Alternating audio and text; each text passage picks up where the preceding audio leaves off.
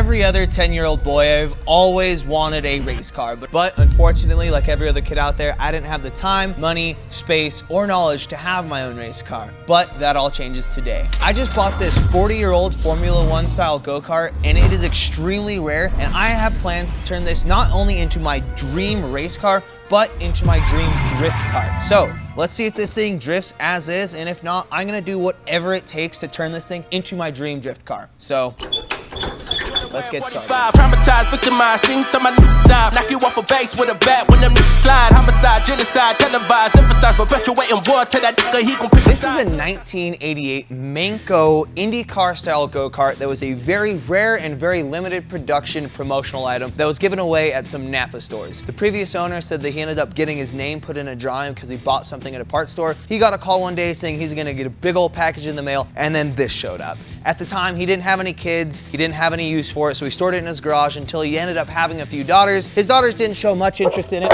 but they showed enough to, well, wreck it just a little bit.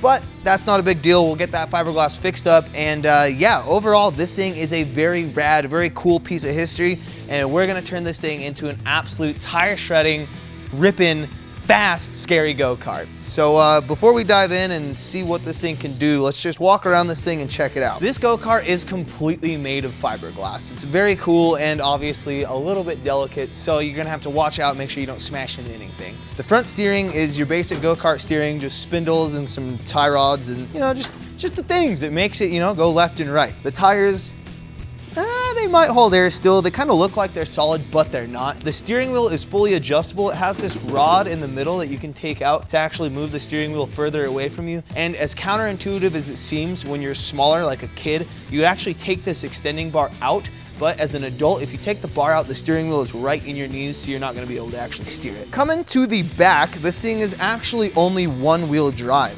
So the chain does not spin both rear tires. So as far as a drift kart goes, that is less than ideal, but we're gonna see what it does as is, see what necessary upgrades we need to make this thing an actual drift kart. And in the back here, we have a 3.5 horsepower Briggs & Stratton absolute beast of an engine. Now this thing is literally almost 40 years old, and you just breathe on this thing, and let me tell you. Well, all right, hang on. There we go. And it fires right up. So this thing is in amazing shape for being almost 40 years old. It's got a wing, it's got a chain, it's got a seat, and when you're in it, let's just say, it's not the easiest thing to get into, but it fits. I'm 5'10", 180 pounds, and I fit in it just fine. Like I said, when you are here, your knees are kind of in the way of where the steering wheel would be if it was further away from you, because, you know, your pedals are actually pretty close because, well, this thing was designed for kids. So yeah, overall, this thing's sick. And I guess the last thing we need to do is go test this thing and see if this thing will drift. Let's see what this thing's all about.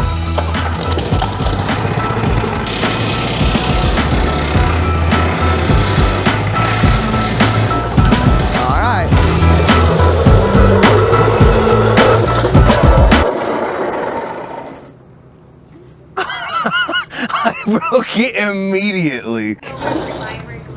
Oh no, really? All right, we're back. What a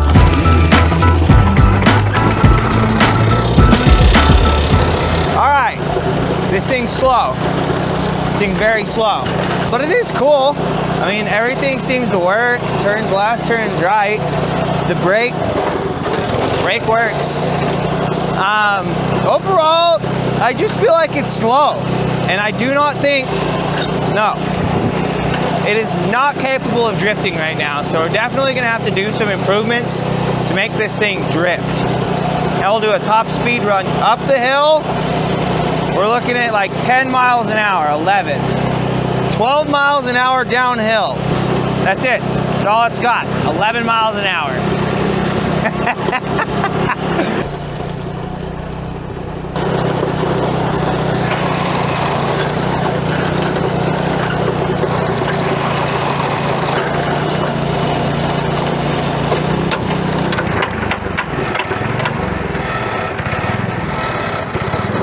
I broke it. Again, a couple things. This thing is so slow. Second, chain, gonzo. Chain is here. All right, we got the chain untangled from the tire, and now we just need to get it back on the sprockets. All right, we are locked and loaded. Something tells me we can get more RPM out of this if we delete the governor. This thing is not winding up like I'd like it to. Maybe we'll go inside and see if we can't delete the governor off this.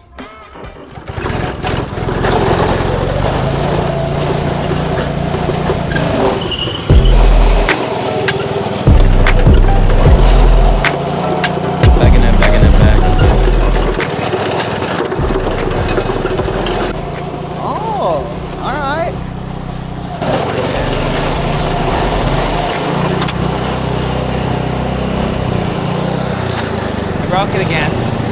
I'm matic now, but she loving the splash again. I just be cashing in her buns. Just like moral of the story is this chain sucks and the engine needs the governor deleted at the very least. We might need to put one of those, you know, bigger, much larger engines from one of those bigger, much larger vehicles in this thing. But first things first, I just want to address the reason the chain is falling off is likely due to either the slack in the chain here or due to this sprocket being out of alignment with this sprocket. Now, we're not gonna fix either of those things right this second because if this motor isn't powerful enough to make this thing drift, then we're not keeping it. We're just gonna pull the engine out. We're gonna put a different engine in. First things first, let's try and get this thing to rev out higher. And if we can't do that, then we'll address which engine may need to be swapped into this beast. So what we're gonna have to do now is we're gonna tear apart this engine and see if we can't hopefully double or more the speed of this thing. And if not, I am fully ready to tear apart one of those big old bikes to make this thing much, much faster. First, before we do that, we need to take the wing off. And before we take the wing off, I have an idea.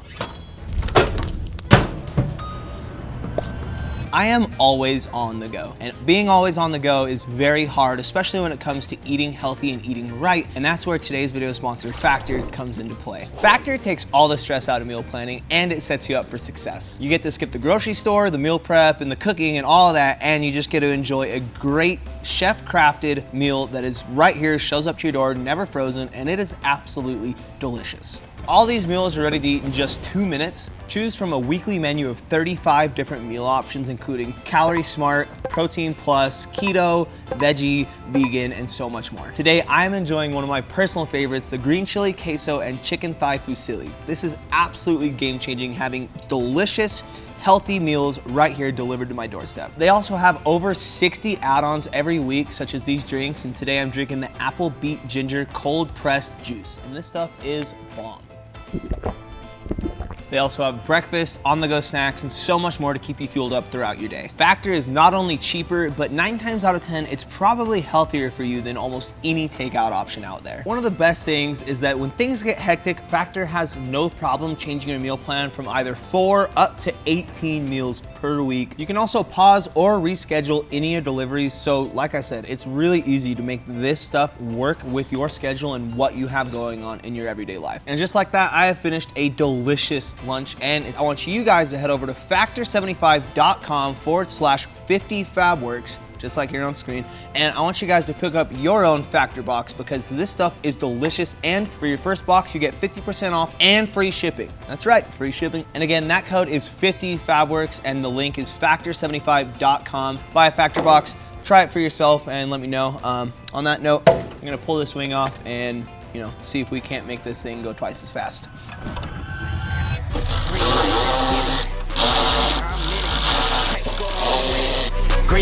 So we're gonna take this intake box off, and once we get under the intake, we can see what the whole governor situation is like.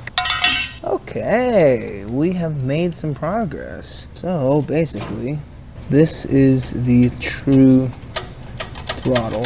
Now we see what the max RPM is.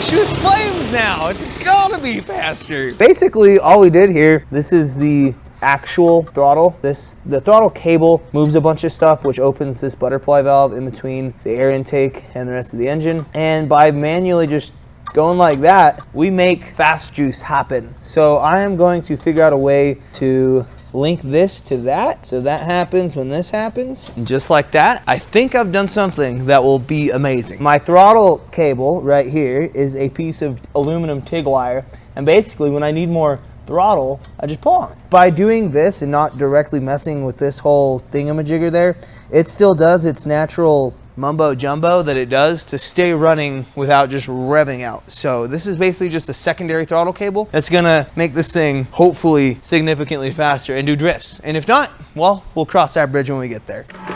Check, yeah. All right.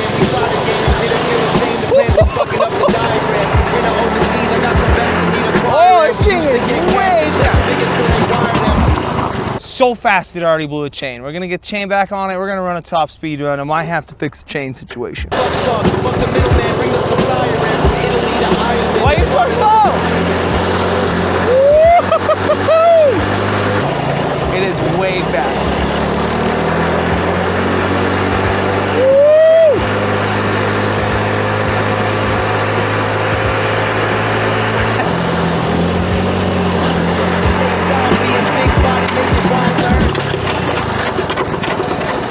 I broke it again. Top speed run.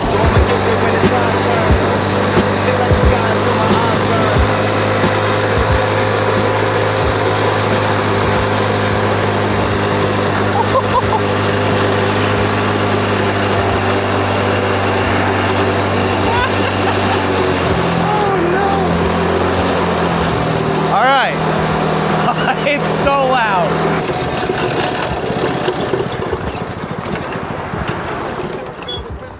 Well, that's embarrassing. We got this thing up on the table, and one of the things I think that is the problem is the slack in the chain, and unfortunately we can't do anything about that right now because the adjustment on this motor, which are these slits right here, is adjusted all the way back. So what we're gonna have to do is we're gonna have to loosen these 4 bolts, scoot the motor forward, and we're actually gonna take out an entire link of this chain. And once we do that, that will allow us to get this chain tight again. And if I am seeing this right, it is looking like these two are out of alignment. Yeah, so the motor also needs to go this way just a little bit. So we're gonna try our best to get the motor moved over, and then we're also going to scoot it forward, take one of these links out, and then put it back. So I'ma get there when the tides turn.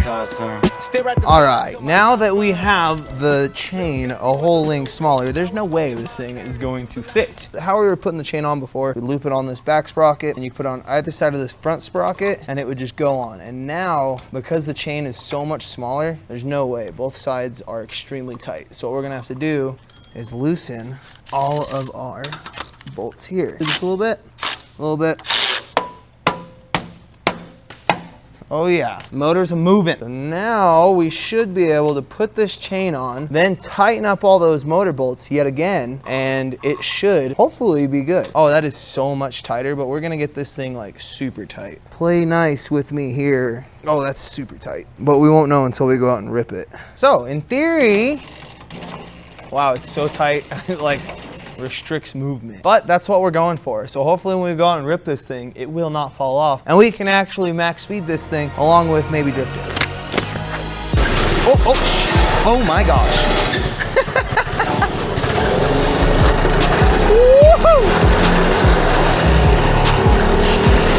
Oh baby. Yeah, this thing's a ripper now. Yep. Not fast enough, but it's fast.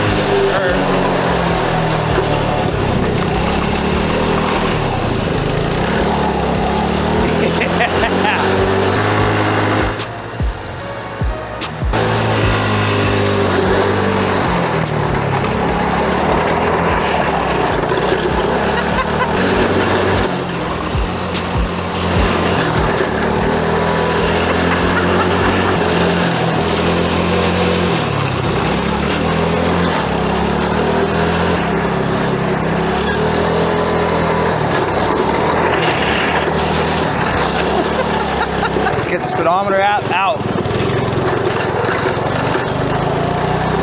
We're already at 8, 10, 14.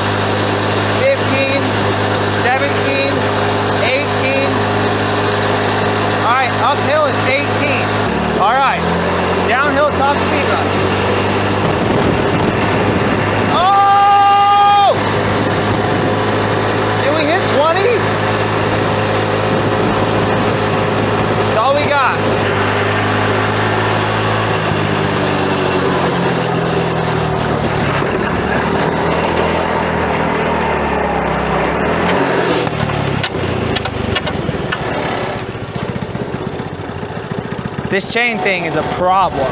So our improvised chain fix did not work. Unfortunately, we are gonna need a whole new rear axle to hold this kind of power. Who'd have thought? In the late 80s, they didn't expect me to be doing drifts in this thing. It drifted though. Did you get the last drift? It kind of drifted. Not good enough though. So we're gonna have to do some improvising and get a new rear axle for this thing that spins both the tires. And I do think, although we did hit 18 miles an hour, that is not enough. So let's go decide which engine we're gonna put in this kart. Well, it is very clear that this go-kart was never intended to have more than like 3.5 horsepower, like the engine advertised. What happened is the sprocket is actually so kind of out of round that chain is never gonna stay on there. So I guess that only leaves us to assume that we need a whole new rear axle, we need a whole new engine, and we need to figure out which one of these machines we're gonna harvest for its heart to make an insanely fast, insanely scary drift kart out of this thing. So starting with the smallest one, we have your average mini bike engine. Now we won't actually tear this mini bike apart because one, my wife really likes it, and two, I would want a bigger and newer engine such as the Harbor Freight 212 or even their V-twin, their 2-cylinder engine that makes like 20 horsepower. Those are both good options, but we'd be spending money on the engine and they're kind of not exciting. It's just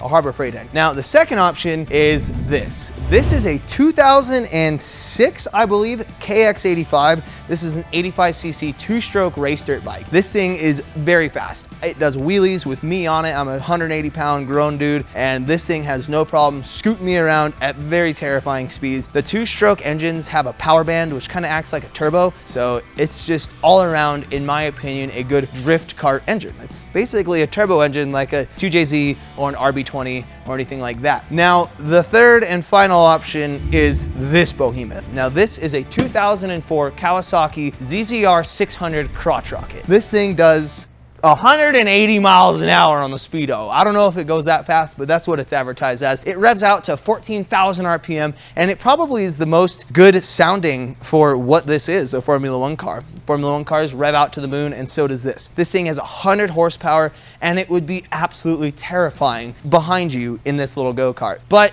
that leaves the question, would it actually be usable, and would it be practical? So this is also the heaviest of the engines. This thing already has a hard time steering because of how much weight is behind the rear axle. So there's no weight on the front tires to actually, you know, turn it when you're turning the steering wheel. And when you're drifting, you do need a pretty equal weight bias. So I'm not sure this is gonna be the, you know, most practical option, but it'll definitely sound the coolest. I am personally leaning towards this engine. Now, like I said, this is a 30 horsepower 2-stroke, and it's only 85 cc. The engine weighs next to nothing. It sounds mean, it is fun, and it's got a power band for, you know, like, come on, you can't not be stoked about this. The option I'm least excited about is a mini bike engine, a Harbor Freight engine. So that's probably not gonna happen, but it might, because I'm kind of leaving this up to you guys. I wanna hear your input and hear what you guys think would be the best engine for this Formula One go-kart. Now, I want the best performing engine. Now, would it be cool to smack 100 horsepower behind that? Yes, it would be cool, but would it perform? I don't think so, but if you guys choose that,